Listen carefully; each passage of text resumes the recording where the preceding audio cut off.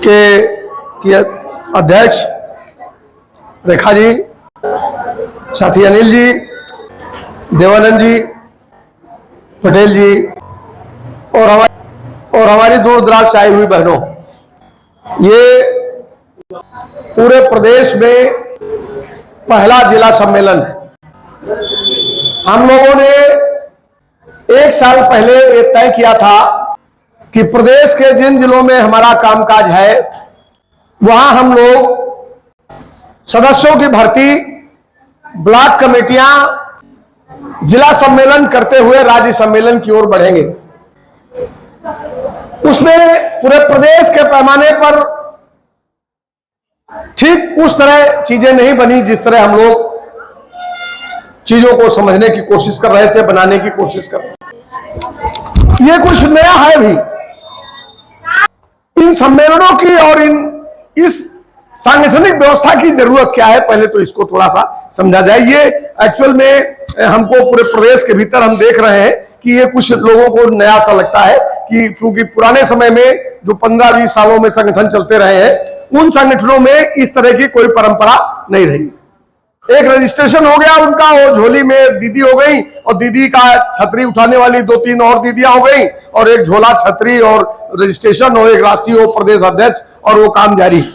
तो वो जो परंपरा है वो कभी उसने बहुत नुकसान पहुंचाया। उन्होंने दलाली की, उन्होंने आपके सवालों को पीछे ढकेला, उन्होंने आपको कभी एकजुट नहीं होने दिया। ये नुकसान तो हम देख रहे थे, लेकिन इस एक महीने के अंदर हमने देखा कि एक बहुत बड़ा जो नुकसान इस तरह के संगठनों ने किया वो ये किया कि आपके दिमाग से संगठन नाम की जो चीज है वही दिमाग से गायब कर दी। एक भीड़ है, भीड़ और संगठन में एक अंतर है। एक बैनर है, आप कहिए कि हम इस संगठन के साथ हैं और इस संगठन के साथ बड़ी बड़ी लड़ाई लड़ते हैं। हम 30,000 लोगों को लखनऊ की धरती पर पिछले साल 25 तारीख को, 3 दिन पहले, आज से 3 दिन पहले, मैंने 25 सितंबर को 30,000 लोग लखनऊ की धरती पर हमारे साथ आंदोलन में खड़े हो जाते हैं, अपने प्राण हथेली पे लेकर लड़ने के लिए तैयार हो जाते हैं। 70,000 लोग मार्च के महीने में सड़क पर उतर जाते हैं। कार्यक्रम होगा, फिर 2,000 दीजिए, 3,000 दीजिए, 4,000 दीजिए, 5,000 दीजिए, वो कार्यक्रम का सहयोग राशि कलेक्शन करके आ जाएगा, सब भर्ती नहीं करेंगे। एक बड़ी लड़ाई की तरफ अगर जाना है, वाकई कोई फैसला कुन लड़ाई अगर लड़नी, एक निर्णायक संघर्ष की तरफ अगर बढ़ना है जहां हमारे बुनियादी सवाल हल हो जाए, उसके लिए एक मजबूत बुनियादी संगठन की जरूरत है। जिस तरह से हम लोग कहते हैं कि 45वें श्रम सम्मेलन की सिफारिशें लागू करो, 46वें श्रम सम्मेलन की सिफारिशों को लागू करो। 2013 में 45वां श्रम सम्मेलन आया और उसने कहा कि आंगनबाड़ी, आशा और मिड डे मील वर्कर को कर्मचारी मानो, इनको न्यूनतम वेतन दो, मातृत्व अवकाश दो, ईपीएफ दो, ईएसआई दो, माने वो सारी सुविधाएं, पेंशन दो और ग्रेजुएटी दो, सारी सुविधाएं इनको दो। एक सिफारिश आ गई और उस सिफारिश को करने में भारत के प्रधानमंत्री और तत्कालीन श्रम मंत्री वहां पर मौजूद थे, इनकी अध्यक्षता में वो सम्मेलन हुआ।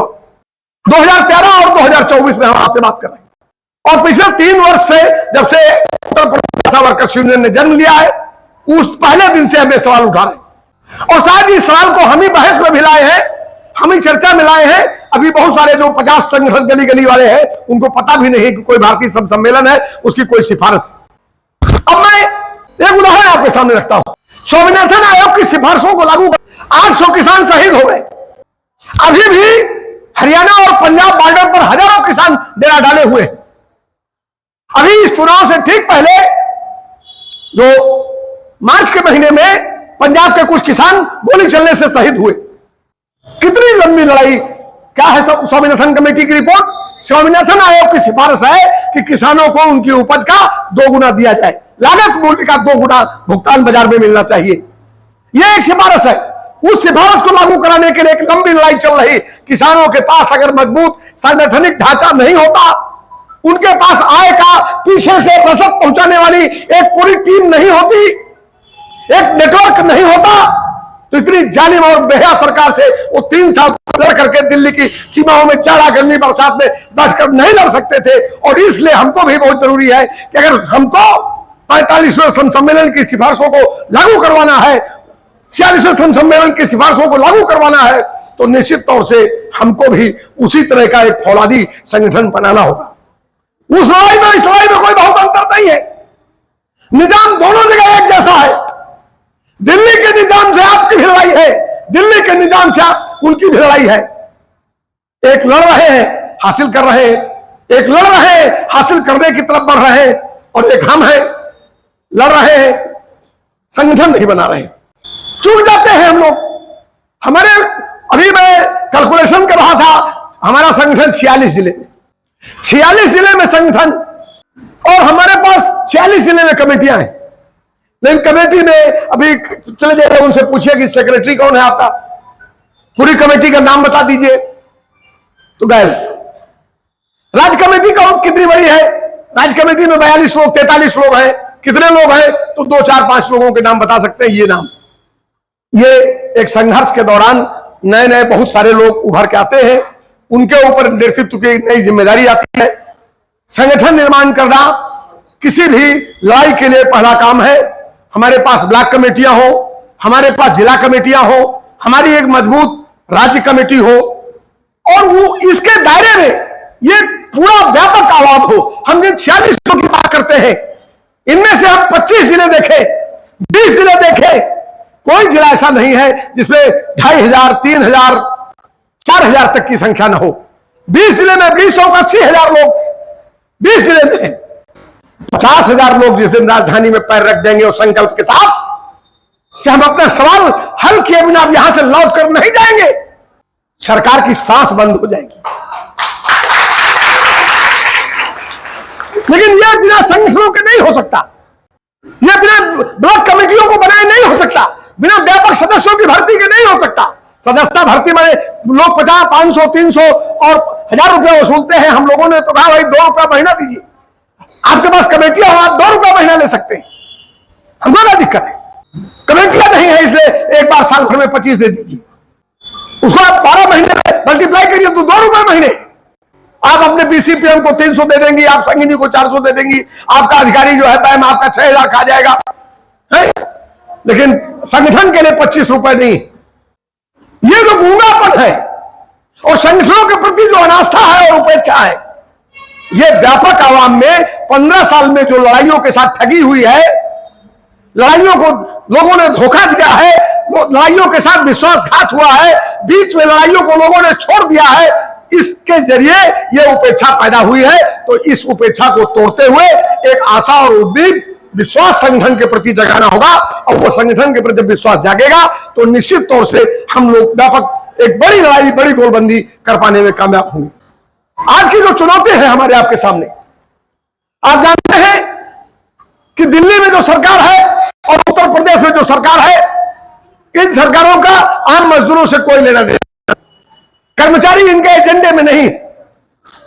इन्होंने कर्मचारियों के लिए, श्रमिकों के लिए जो कानून बने थे, आपके लिए नहीं, आपके बच्चों के लिए एक संदेश है कि उसमें एक क्लास है टर्म एम्प्लॉयमेंट, माने 4 घंटे की नौकरी, 4 दिन की नौकरी, 4 महीने की नौकरी, कोई परमानेंसी नहीं, कोई ईएल नहीं, कोई सीएल नहीं, कोई मेडिकल नहीं, कोई ग्रेजुटी नहीं, कोई प्रोविडेंट फंड नहीं, कोई 58 साल तक की गारंटी नहीं, सारी सामाजिक सुरक्षाएं खत्म। वो कानून अगर इस देश में लागू हो गया, मजदूरों की लड़ाई है कि उस लड़ाई पर अभी मजदूरों ने इन 4 श्रम संहिताओं को लागू होने से रोक रखा है। एक ऐसे पूंजीपरस्त निजाम से हमारा आपका पाला है, यूं ही 4 आने वो आपको नहीं देने वाले।